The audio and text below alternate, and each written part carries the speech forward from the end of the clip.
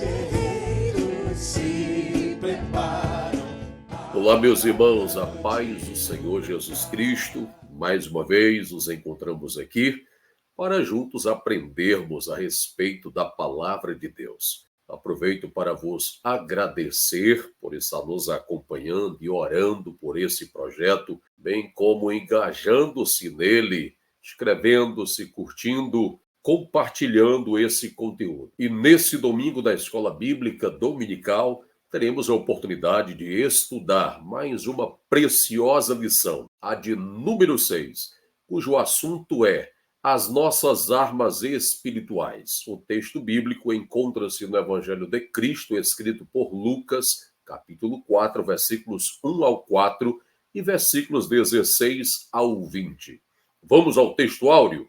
Porque as armas da nossa milícia não são carnais, mas sim poderosas em Deus para a destruição das fortalezas. Segundo aos Coríntios, capítulo 10, versículo 4. Verdade prática. Diante da batalha espiritual, temos poderosas armas espirituais à nossa disposição. A palavra de Deus, a oração e o jejum. Essa lição possui 3 objetivos. O primeiro, enfatizar o sentido que as armas do crente recebem nas Escrituras. Segundo, esclarecer a respeito das 3 principais armas espirituais do crente. E o terceiro, por fim, mostrar Jesus Cristo como nosso maior modelo de quem usou as armas espirituais. Se todo salvo em Cristo estar em uma batalha espiritual e real, quais são as legítimas armas para vencê-la? As armas do cristão ou disciplinas espirituais, elas são humanas, carnais ou espirituais? Como o Senhor Jesus Cristo as usou? Meus irmãos, iniciemos então a nossa introdução. Eu a dividi em 2 partes. Acompanhe comigo, a partir da primeira parte. Estamos diante de uma batalha espiritual que só terá fim com o arrebatamento da igreja para o céu. Nós já sabemos da realidade do conflito cósmico, da batalha espiritual entre o reino de Cristo e o reino das trevas, o reino do diabo.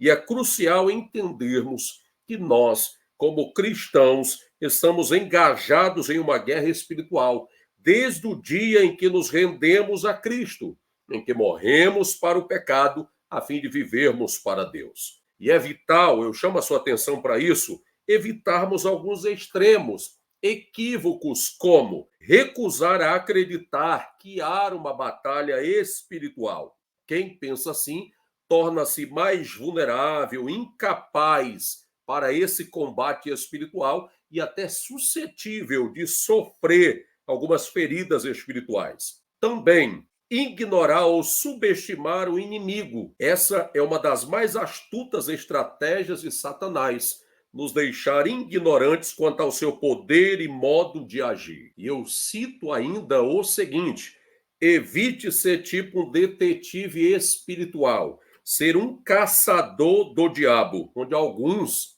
às vezes, se interessam mais pela área da demonologia, conhecer mais sobre o reino das trevas, porque esse tipo de conhecimento, por ser um tanto oculto, às vezes fascina as pessoas. E nós somos incentivados pela palavra de Deus a crescermos na graça e no conhecimento de nosso Senhor Jesus Cristo. A grande ênfase da palavra de Deus é sobre a vitória de Jesus Cristo consumada na cruz do Calvário. E mesmo reconhecendo o poder e a astúcia do diabo, todo o teor das Escrituras afirma que ele é o inimigo derrotado. Por isso que em Apocalipse, capítulo 12, versículo 12, ele é retratado como cheio de cólera, de ira a Cristo e aos salvos, porque ele sabe que lhe resta pouco tempo. Mas Deus conhece muito bem os planos, os intentos de Satanás e seus demônios, pelo que a única maneira de lutar é depender inteiramente de Deus. Porque nesta batalha espiritual, o verdadeiro cristão, claro, deverá sempre estar acompanhado da palavra de Deus, da oração e do jejum, que conforme a segunda parte dessa introdução, nos afirma que elas são 3 armas, 3 recursos espirituais do crente, diante dos obstáculos da jornada cristã. Então, meus irmãos, precisamos estar cientes da batalha espiritual ao nosso redor.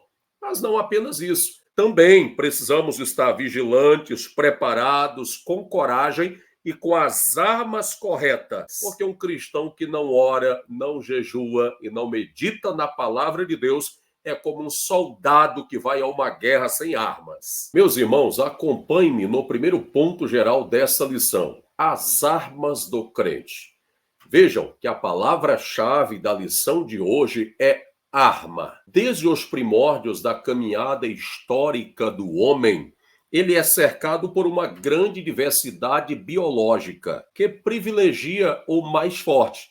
Por isso, o homem teve que adaptar-se, especialmente na arte de construir instrumentos, ferramentas e armas para a caça, para a defesa do seu território e para o ataque, o que lamentavelmente às vezes resulta na predação humana, ou seja, o assassinato do próprio semelhante. Um certo historiador assim afirmou: as armas estão umbilicalmente ligadas à aventura humana e deixa reflexos em suas mais variadas atividades. Qual a definição do termo arma? De uma maneira muito simples, podemos dizer que arma é todo objeto que pode aumentar a capacidade ofensiva, ou seja, de ataque, e a capacidade defensiva de defesa do homem. Estas surgem desde aquelas feitas de pedra pelo homem primitivo, de ferro a partir de Tubal-Caim, que foi o primeiro fundidor de metal e de cobre, conforme Gênesis capítulo 4, versículo 22 nos afirma, até ao popular arco e flecha, que é o instrumento de caça de tribos primitivas, que posteriormente foi incluído na guerra com os arqueiros. A funda ou a atiradeira é uma outra arma bem antiga, de origem fenícia, citada na Bíblia, foi usada por Davi para vencer o gigante Golias, até as armas em formato de lâminas, com gumes, lanças, sabres, katanas,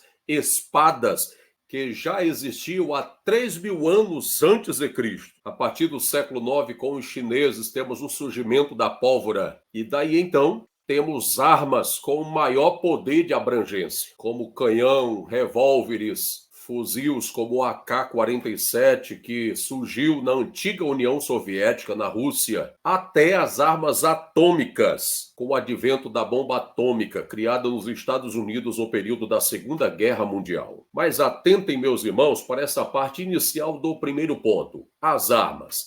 Para o cristão, armas aqui têm um sentido metafórico. A metáfora é uma figura de linguagem que permite o uso de um determinado sentido a partir da comparação entre duas coisas. Então, o sentido de armas aqui, que biblicamente nós estamos usando, é metafórico, figurado, por comparação, pois o nosso combate não é humano, mas é contra o mal, ou seja, é um combate, é uma guerra de natureza espiritual. E isso é claro para nós, que a batalha do cristão é espiritual, invisível. Então, descartamos todo o arsenal físico do mundo, porque o nosso inimigo é Satanás e os seus demônios. Por isso que em 2 Coríntios, capítulo 10, versículo 4, afirma-nos o apóstolo Paulo, é o nosso texto áureo, que as armas da nossa milícia não são carnais, mas sim poderosas em Deus para a destruição das fortalezas. Glória a Deus. Vamos à segunda parte desse primeiro ponto, que assim nos diz: as estratégias do inimigo. Não podemos desprezar o conhecimento a respeito da força do inimigo de nossas almas, o que é denominado por Paulo em aos Efésios, capítulo 6, versículo 11, as astutas ciladas do diabo, que eu falarei a respeito dela e desta referência bíblica especificamente na próxima parte. Nós sabemos que Satanás ele é perigoso, sagaz, seus desígnios, suas estratégias malignas estão descritas na Bíblia. E isso como forma de nos alertar para essa realidade espiritual. E o comentarista da lição, o pastor Aziel Gomes, cita-nos alguma dessas estratégias do diabo. E as principais são o engano, a mentira, porque ele distorce a palavra de Deus, Ele é o originador de heresias, das seitas, que em 1 Timóteo capítulo 4, versículo 1, são chamadas de doutrinas e demônios. Outra estratégia de Satanás é acusações, contendas, divisões. Há quem diga que uma frase, um lema, que é muito apreciado pelo diabo é esta, que foi popularizada pelo imperador César de Roma: dividir para conquistar. E assim, ele divide lares, cidades, políticas, igrejas e etc. E uma das estratégias mais poderosas do inimigo é manter um cristão ocupado com aquilo que não tem importância nenhuma, com coisas insignificantes, fora do propósito de Deus. Assim, o crente se perde em meio ao tempo, sem dar o devido tempo a Deus em oração, jejum e meditação na sua palavra. Um pregador inglês puritano do século XVII, Thomas Brooks, assim pregava: Satanás promete o melhor, mas paga com o pior. Ele promete honra e paga com desgraça. Ele promete prazer e paga com dor.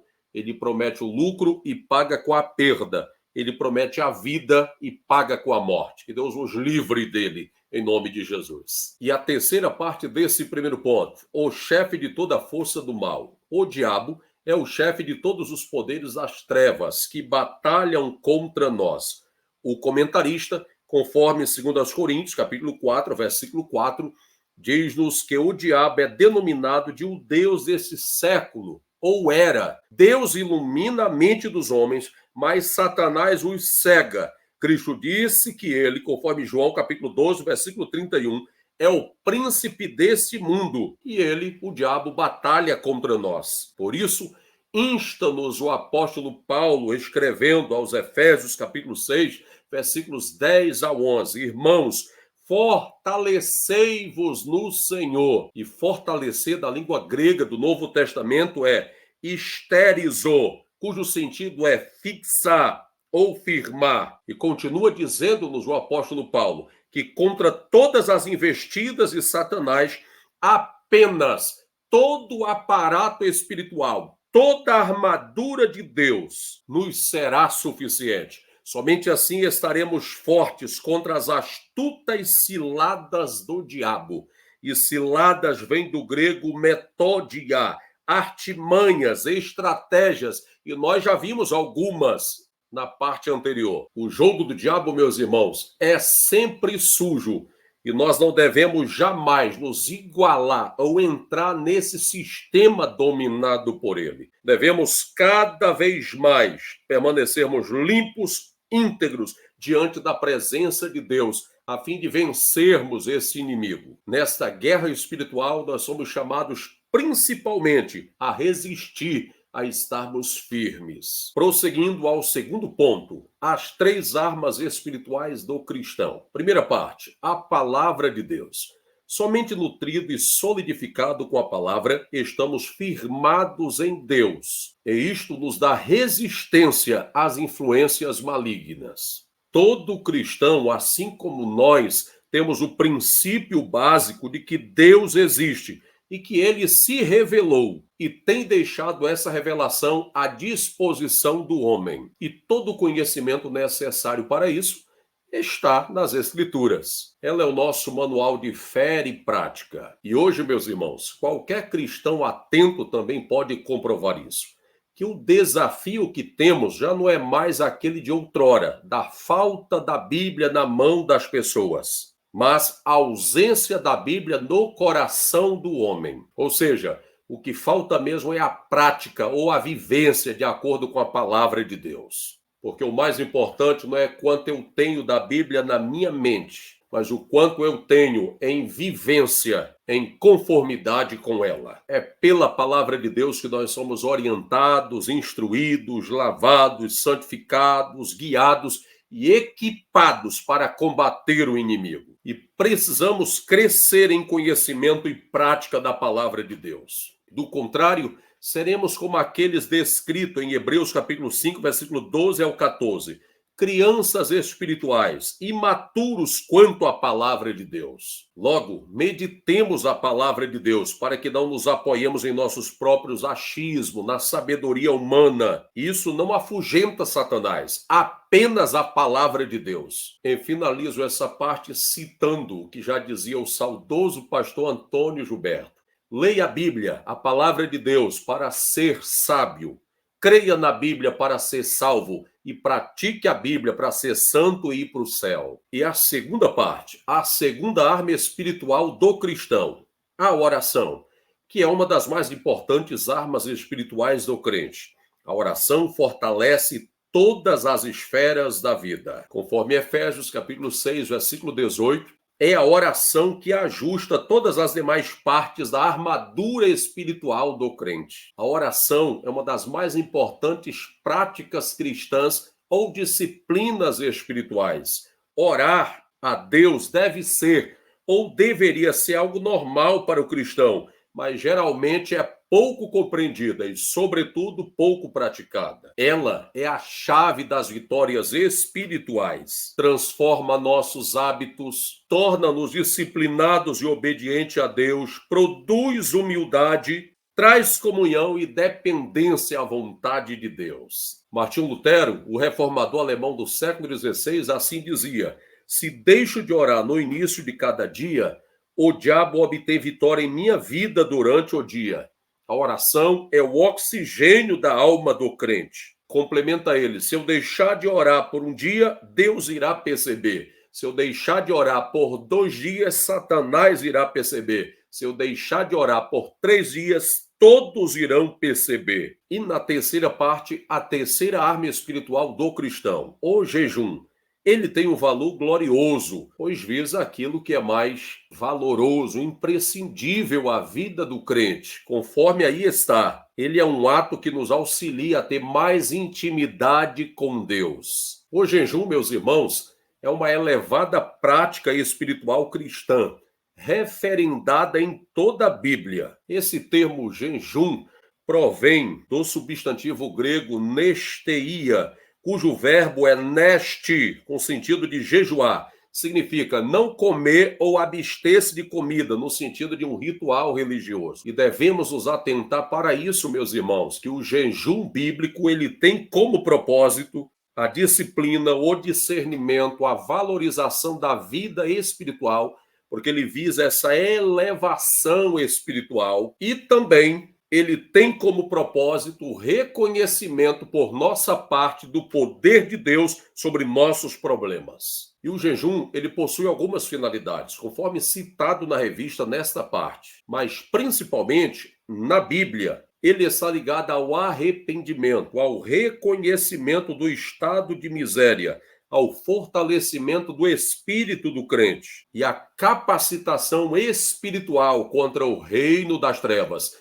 E não tem nada a ver com barganhar com Deus. Também, meus irmãos, não há regras fixas na Bíblia sobre quando ou como o crente deve jejuar, porque há diversos tipos de jejum. Entre os principais, existe o jejum total, quando o crente coloca-se diante de Deus em um propósito específico e abstém-se totalmente por um certo período de tempo de sólidos e líquidos, ou o jejum parcial, onde no período do jejum ele intercala esse tempo com pequenas porções de sólidos e líquidos. E isso é algo pessoal do próprio crente. Assim, dependendo de suas condições, visando um propósito específico, ele deve decidir se optará por um jejum total ou parcial. E é muito importante salientarmos que o jejum, como uma prática espiritual, deve ser acompanhado também de outras atividades espirituais, como a oração, porque jejum sem oração é apenas uma dieta. E então, vamos ao terceiro ponto. Jesus Cristo, o nosso maior modelo. Eu já disse outrora que a missão áurea do Senhor Jesus Cristo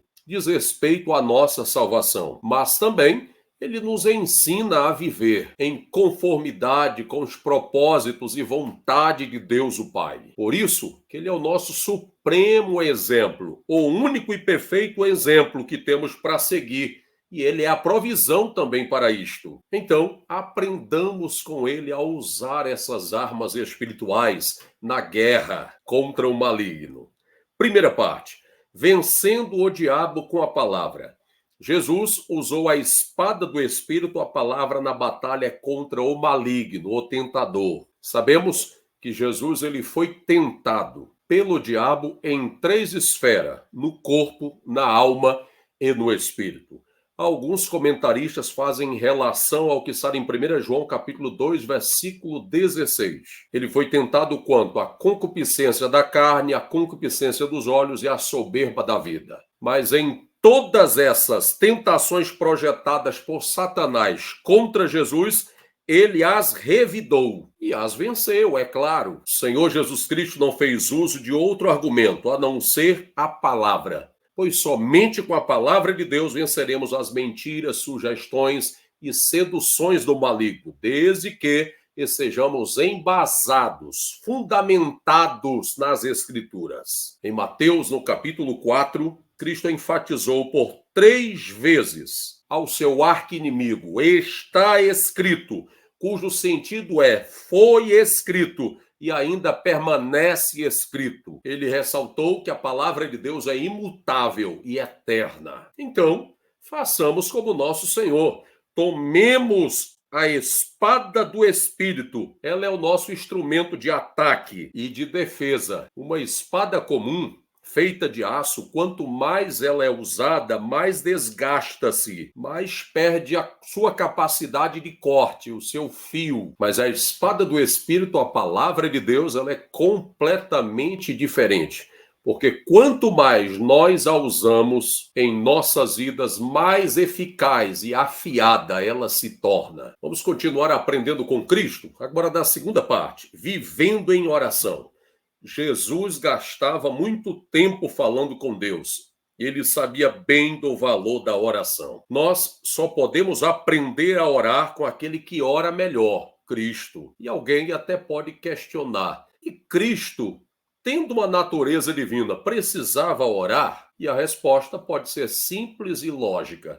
Para quem acha que oração é apenas pedir coisas, então, se for isso ou por isso, Cristo não precisava orar. Mas quando compreendemos à luz da Bíblia, conforme Marcos capítulo 1, versículo 3 e Lucas capítulo 5, versículo 16, que oração é relacionamento, intimidade com Deus, então admitimos que Cristo orava. Ele começou o seu ministério orando. Lucas capítulo 3, versículo 21, fez isso no momento do seu batismo e encerrou também o seu ministério orando na cruz. Conforme Lucas capítulo 23, versículo 46, quando disse: Pai, nas tuas mãos entrego o meu espírito. E além disso, conforme a terceira parte, vivendo em jejum. Cristo também jejuava. E aí, o comentarista nos diz que além de meditar na palavra e perseverar em oração, o Senhor Jesus jejuava. Ora, ele também espera que o imitemos jejuando. Logo, todo seguidor de Cristo é estimulado pela Bíblia a jejuar. É ele, o próprio Senhor Jesus Cristo, quem ratifica, confirma a prática do jejum, que ao contrário do que alguns pensam equivocadamente, o jejum não ficou restrito aos tempos do Antigo Testamento. Ele próprio, Jesus, conforme Mateus capítulo 4, versículos 1 ao 4, jejuou. E disse que os seus discípulos também iriam jejuar, conforme Mateus capítulo 9, versículo 14 ao 17. Também ensinou-nos que há espíritos malignos que só seriam expulsos após um período de jejum e oração, segundo Marcos capítulo 9, versículo 29. Portanto, meus irmãos, conforme afirmou um homem de Deus, jejum e oração, boa combinação. Não murmure, não faça drama, faça jejum. O que a oração pede, o jejum alcança. Então, meus irmãos, chegamos à conclusão. E a primeira parte, conforme aí está, diz: usemos as armas espirituais.